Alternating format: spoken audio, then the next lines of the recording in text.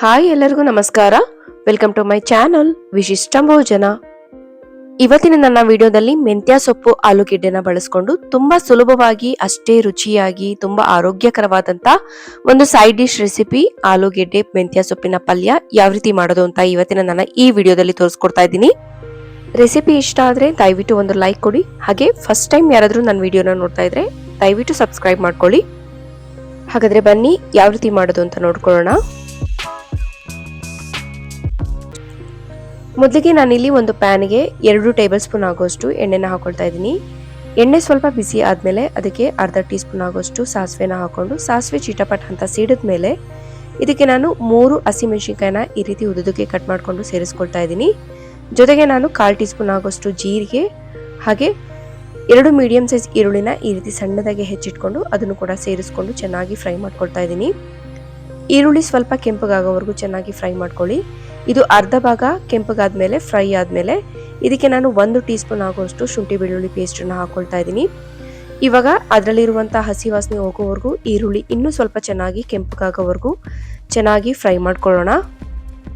ಇವಾಗ ರುಬ್ಬಿಟ್ಕೊಂಡಿರುವಂತಹ 1 medium size tomato ಪ್ಯೂರಿನ ಇದಕ್ಕೆ ಸೇರಿಸ್ಕೊಳ್ತಾ ಇದ್ದೀನಿ. ಜೊತೆಗೆ ನಾನು 1/4 ಟೀ ಸ್ಪೂನ್ ಆಗೋಷ್ಟು ಅರಿಶಿನ, 1 ಟೀ ಸ್ಪೂನ್ ಆಗೋಷ್ಟು ಅಚ್ಚ ಖಾರದ ಪುಡಿ, ಅರ್ಧ ಟೀ ಸ್ಪೂನ್ ಆಗೋಷ್ಟು ಧನಿಯಾ ಪುಡಿ, ಜೊತೆಗೆ ರುಚಿಗೆ ತಕ್ಕಷ್ಟು ಉಪ್ಪನ್ನು ಕೂಡ ಸೇರಿಸ್ಕೊಂಡು ಎಲ್ಲಾನು ಒಂದ್ಸಲ ಚೆನ್ನಾಗಿ ಮಿಕ್ಸ್ ಮಾಡಿಕೊಂಡು ಟೊಮೆಟೊ ಶುಂಠಿ ಬೆಳ್ಳುಳ್ಳಿ ಪೇಸ್ಟಲ್ಲಿರುವಂತಹ ಹಸಿ ವಾಸನೆ ಹೋಗೋವರೆಗೂ ಚೆನ್ನಾಗಿ ಈ ಮಸಾಲೆನ ಒಂದು 5 ರಿಂದ 10 ನಿಮಿಷ ಚೆನ್ನಾಗಿ ಕುದಿಸ್ಕೊಳ್ಳೋಣ. ನಾನಿಲ್ಲಿ ಸ್ವಲ್ಪ ನೀರನ್ನು ಸೇರಿಸ್ಕೊಂಡು ಈ ರೀತಿ ಚೆನ್ನಾಗಿ ಮಿಕ್ಸ್ ಮಾಡಿಕೊಂಡು ಚೆನ್ನಾಗಿ ಕುದಿಸ್ಕೊಳ್ತಾ ಇದ್ದೀನಿ. ಈ ಮಸಾಲೆ ಚೆನ್ನಾಗಿ ಈ ರೀತಿ ಕುದಿಸ್ಕೊಳ್ಬೇಕು. ನೋಡಿ, ಸುತ್ತಲೂ ಎಣ್ಣೆ ಬಿಡೋವರೆಗೂ ಚೆನ್ನಾಗಿ ಈ ರೀತಿ ಕುದಿಸ್ಕೊಂಡು ಇವಾಗ ಇದಕ್ಕೆ ನಾನು 3 ಮೀಡಿಯಂ ಸೈಜ್ ಆಲೂಗೆಡ್ಡೆನ ಈ ರೀತಿ ಕಟ್ ಮಾಡಿಕೊಂಡು ಸೇರಿಸ್ಕೊಳ್ತಾ ಇದ್ದೀನಿ. ಇದನ್ನ ಒಂದ್ಸಲ ಚೆನ್ನಾಗಿ ಮಿಕ್ಸ್ ಮಾಡಿಕೊಂಡು ಆಲೂಗೆಡ್ಡೆನ ಸ್ವಲ್ಪ ಒಂದು 50% ಬೇಯೋವರೆಗೂ ಚೆನ್ನಾಗಿ ಬೇಯಿಸ್ಕೊಳ್ಬೇಕು. ಈ ಸ್ಟೇಜಲ್ಲಿ ನೀವು ನೀರನ್ನ ಸ್ವಲ್ಪ ನೋಡಿಕೊಂಡು ಆ್ಯಡ್ ಮಾಡ್ಕೊಳ್ಬೋದು. ಈಗ ಒಂದು ಲಿಡ್ನ ಕ್ಲೋಸ್ ಮಾಡಿ ಆಲೂಗೆಡ್ಡೆನ ಅರ್ಧ ಭಾಗ ಬೇಯೋವರೆಗೂ ಚೆನ್ನಾಗಿ ಬೇಯಿಸ್ಕೊಳ್ಳೋಣ. ನೋಡಿ, ಆಗಿದೆ. ಆಲೂಗೆಡ್ಡೆ ಚೆನ್ನಾಗಿ ಬೇಯಿಸ್ಕೊಂಡಿದ್ದೀನಿ. ಈಗ ಸ್ವಲ್ಪ ನೀರು ಬೇಕು ಅನಿಸ್ತಿದೆ ನನಗೆ, ಸ್ವಲ್ಪ ನೀರನ್ನು ಸೇರಿಸ್ಕೊಳ್ತಾ ಇದ್ದೀನಿ. ಈ ಆಲೂಗೆಡ್ಡೆ ಮೆಂತ್ಯ ಸೊಪ್ಪಿನ ಪಲ್ಯ ಸ್ವಲ್ಪ ಡ್ರೈ ಆಗೇ ಇರುತ್ತೆ. ಡ್ರೈ ಆಗಿದ್ರೇನೆ ಚೆನ್ನಾಗಿರೋದು. ಸೊ ಹಾಗಾಗಿ ನೀರನ್ನ ಒಮ್ಮೆಲೆ ಹಾಕೊಳ್ಳೋದಕ್ಕೆ ಹೋಗ್ಬಿಡಿ. ಸ್ವಲ್ಪ ಸ್ವಲ್ಪನೇ ನೋಡಿಕೊಂಡು ಕನ್ಸಿಸ್ಟೆನ್ಸಿ ನೋಡಿಕೊಂಡು ಸೇರಿಸ್ಕೊಳ್ತಾ ಹೋಗಿ. ಇವಾಗ ಚೆನ್ನಾಗಿ ತೊಳೆದಿಟ್ಕೊಂಡಿರುವಂಥ 1 ಇಡೀ ಆಗುವಷ್ಟು ಮೆಂತ್ಯ ಸೊಪ್ಪನ್ನ ಸೇರಿಸ್ಕೊಳ್ತಾ ಇದ್ದೀನಿ.